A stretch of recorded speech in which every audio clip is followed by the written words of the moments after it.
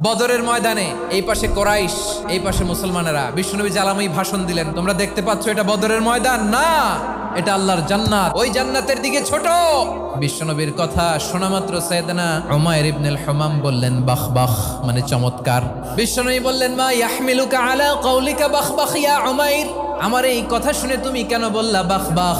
ইয়া রাসূলুল্লাহ, আপনার এই কথা শুনে আমি বড্ড খুশি হয়েছি, আর আমি প্রত্যাশা করছি আমি যদি ওই জান্নাতের মালিক হতে পারি তাহলে কতই না ভালো হতো। সুবহানাল্লাহ বলেন। বিশ্বনবী বললেন উমাইর আনতা মিন আহলিহা, তুমি ওই জান্নাতের অধিবাসী, তুমি জান্নাতি। উমাইর চিন্তা করলেন আমি জান্নাতি, নবীর মুখ দিয়ে যখন বেরোইছে ওই জান্নাতে তো আমার ঢুকতেই হবে, কিন্তু হাতে 3টা খেজুর খেয়ে যদি জেহাদের ময়দানে যাই তাহলে জান্নাতে যেতে তো দেরি হয়ে যাবে।